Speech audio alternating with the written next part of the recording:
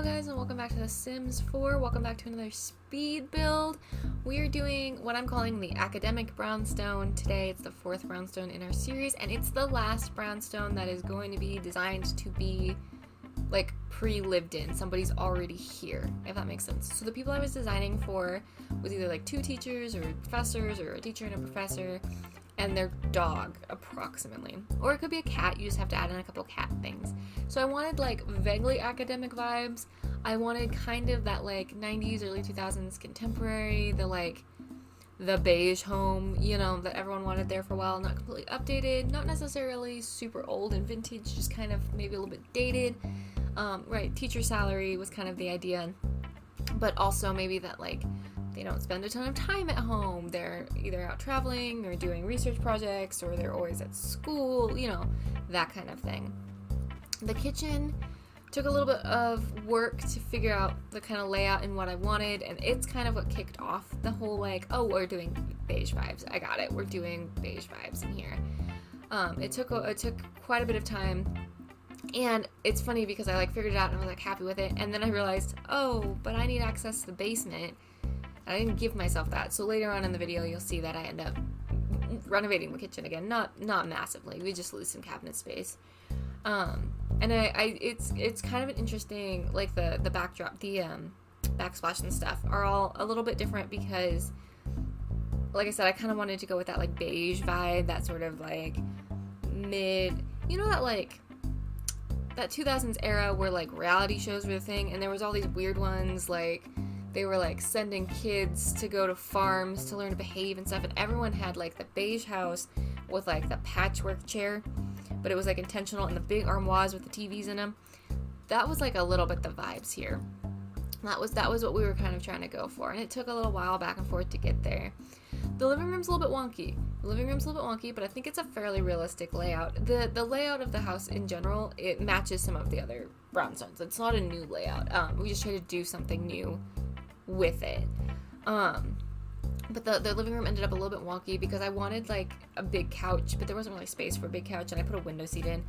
And I kind of decided that it made sense, right? Because you move into a place, you don't buy all new furniture every time you move into a place. You maybe have to buy some new furniture if you're moving from a smaller place to a bigger place, or if it's your first place, or, you know, maybe you moved across country and decided it was... There are caveats to what I've said.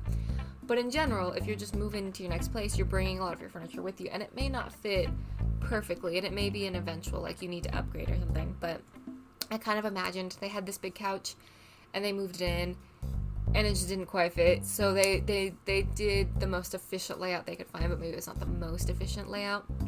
Also, I am aware that while building this, the TV is way too high on the wall. I do fix that. I can't remember if I fix it pre or post screenshot, but I do fix it. I did see it. The bookshelves around the fireplace are probably my favorite part, and the fact that we have like fireplace accoutrement now is just great. It makes the living room so cozy. Honestly, this feels like a very realistic living room to me. Like, this feels like where if I just moved into a place, this is probably similar to how my living room would end up looking. It would be a really comfy used couch, some art from wherever I've been previous, lots of books, because Lord knows I have a problem, a TV, cozy lamps, like that kind of thing. It feels very achievable to me, if that makes sense. I did add pillows a lot in this build to try to tie things together. I've been using those pillows liberally from, is it Modern Lux is the name of that kit? I love these pillows. Excuse me. And in my free builds and stuff, I've been actually like recoloring them a little bit, just because it's so nice to take a couch that's maybe not like the perfect fit, but it's close, put a couple pillows on it, suddenly it ties into the rug, and it's great. Amazing. Those pillows are so great at making weird furniture choices make sense and pulling everything together. To me, makes that kit worth it all at once, especially, like I said, if you can recolor. Amazing. So the basement, we do have a basement, and it is laid out very similarly to all the other ones. The basements are pretty chill. This one is not finished. It's not intended to be finished. It's meant to look like they just shoved their stuff down there, like when they moved. So it's not utilized, but it's set up in a way where it could very easily be a hobby room or a media room. I try to leave places in the builds when they're like kind of weirdly shaped like these are, for you to stick things like the cupcake machine or I don't actually know if the telescope would fit down there, or not the telescope, the microscope. I mean, the telescope definitely wouldn't fit down there, right? That thing is huge. But, like, places for you to have hobbies for your Sims, or, like, set up some sort of, like, wood crafting or something, because there's not always a lot of places to do those, and a lot of the hobby things in the Sims are really big. They're really giant. And I know we had the Free of the Cupcake update, but there's still a cupcake machine, and you might want to use it, you know. It also has the fake water heater and power box per the usual. I didn't want to overwhelm you with it, but I wanted you to be able to have that. You can swap them out for the functional ones if you want. And it has a super creepy bathroom. And why did I call it a super creepy bathroom? It's not actually that creepy in general, but there's a giant spider. And the reason I wanted that is because I kind of figured if your basement was kind of grody and all you did was use it for storage, you probably wouldn't use that bathroom a lot. But that said, with that bathroom down there, it's now a 2-bathroom house, which I think is helpful as you grow and, you know, maybe have kids or whatever. Yeah, there's some holiday decorations on there. There's just moving boxes. I'm trying to think what else is down there. I don't think there's much else down there. It just seemed like a good spot to store their extra stuff, right? And as you get older, like, have your Sims move, like, have kids and move on and stuff. They may want to put down, like, the baby carrier. What's that called? My brain has died. But you know what I'm talking about. Maybe you don't want to necessarily get rid of their playmat, but you don't need it anymore. You want to give it to the kid when they grow up. So, like, maybe that goes in there. It would seem like a good place for that kind of thing. There's a couple different workspaces in the home. When we go up to the second floor, you'll see that I turned what could be a second bedroom into an office, just a simple academic, lots of bookshelves, a little bit dark, very workable office space. There's pegboard, there's some art from their travels and stuff, very simple. And then the attic is actually set up as an archaeological workspace right now.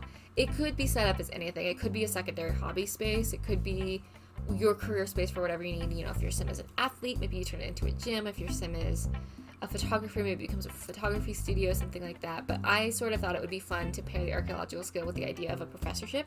So one of these Sims is a professor of maybe anthropology or forensic archaeology or something like that. Both of which were very fun to study, and I don't regret my choice to go into computer science and systems. I enjoy my job as a software engineer very, very much.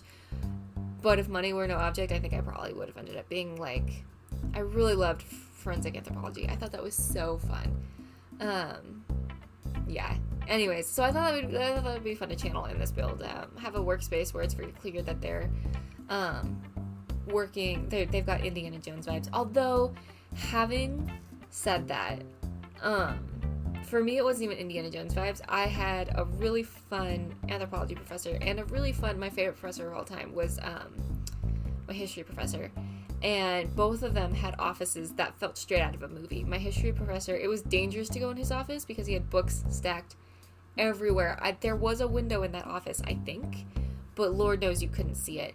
And my anthro professor, you walked in and there were skulls everywhere and there was projects, and it was exactly what you wanted. They were like almost caricatures of their fields, and it made me so happy. I loved their offices.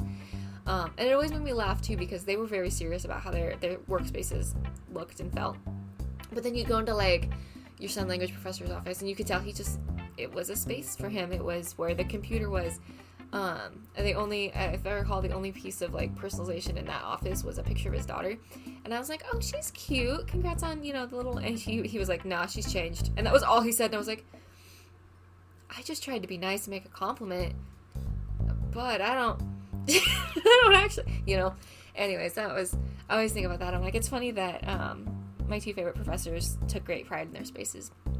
Two of my favorite professors. I shouldn't say, my only two favorite, because I also absolutely loved my my data structures professor. Oh, and my intro to artificial intelligence professor was really awesome too. I had great professors. I think in my entire college career only had like a couple that I didn't like. Anyways, I'm getting distracted. So yeah, there's an archaeological setup, but again, you could change it to whatever you needed. I went a little bit crazy with the pots and stuff, and I tried to, with the art in that specific space, I tried to make it look like it was like objects she was working on or things that maybe didn't make it into a museum for whatever reason, but obviously deserved to be displayed in some way. I kind of assumed these two were well traveled, and so I kind of tried to make the whole home look like that. The bedroom is my least favorite bedroom I've done in a really long time, and the bathroom is kind of the same. The bathroom is just really uninspired. It's cute because growing together made it easy to make cute bathrooms, But the bedroom, it's hard because I knew I intentionally wanted to date it a little bit. Again, I really wanted that like furniture store in like a mini mall idea. I'm not gonna name names, but we all have that one furniture store that's like weirdly big for the rest of the area, and you can go in and you can get like a whole set of furniture, right? And it's like time stops in that building and it's just funky. That's what I was going for. I wanted it to look like I went in, they bought a bedroom set that like maybe it was like a little on the dated side, but it was kind of cool. And I did pops of red in this bedroom, which I think is why I don't like it so much, because I'm not a big red person. But yeah, that was kind of the vibes. And I do think we hit that. I do think you walk into that room and you go, yep, this was a furniture store in a strip mall, and they got pretty decent financing because they signed up with that weird, slightly jank financing company. You know that very particular vibe. We did that, and then it just paired with the very simple, boring bathroom, but it works. There's all of the utilities you need in there. And then the final thing I think that we need to kind of talk about is the upstairs balcony. It's reachable through the, I think it's the growing together, no, high school years windows, where they're sneak out windows technically, but I just thought it gave really cute Friends vibes to be able to climb out through the window, and then I made it like a little bit cozy. There's a place to sit and chill with some more tie-in pillows like we talked about, and there's a place to maybe have your coffee. I thought it seemed kind of cool and gave it a little bit of a different vibe, and it was kind of funny coming off of the archaeological room. I could see her like maybe getting frustrated and then going out and having her coffee or something. I thought that was kind of fun. Yeah, oh, and the lights. I was really excited. The I think they're toddler stuff lights fit so perfectly, and I didn't plan that, but it worked out so good. I was so happy. And I think that's pretty much all of the spaces in the house. There's like a bike out back and a couple of things, but I didn't really do the outside because, again, I kind of figured teachers, professors, they work super long hours. They're maybe not paid the way they ought to be. So I was like, well, this needs to look very realistic. And realistically, they're not going to have a ton of gardening stuff outside right now. They're probably not going to have a ton of patience to get stuff done on their weekends, because if they actually get their weekends, they're going to want to just chill, or travel, ? So didn't do a lot outside, but I really like the way this one turned out. I think it turned out really cool. I know I say that with every build, but I'm actually really pleased with this one. This one doesn't have like could be in Architectural Digest vibes, which, to be fair, not a lot of them do. But this one has very strongly like I could see a friend owning this, right? And I think that's pretty cool. I really like that. But anyways, guys, I'm going to go ahead and go. I think I've said just about everything I can say about this build. I'm going to let you listen to the jaunty music and enjoy. I hope you like this one. You'll have to let me know if you play in this one. You'll have to let me know what you had done different, or what hobbies you would put in the spaces that I talked about. That'd be really cool. But anyways, guys, I hope you're feeling loved. And if you're not feeling loved, please know that I love you. I'm glad you exist. I'm glad you're here hanging out. You make the world a better place just by being you, and I truly mean that. I'm glad you're part of the community here. And I will talk to y'all. The next speed will be next Friday. And I have no idea what it'll be, but it'll be. And then we'll do Minecraft on Monday, and it'll be all sorts of good deals. So I hope you're doing good. I love you. Talk to you later. Bye. Mwah.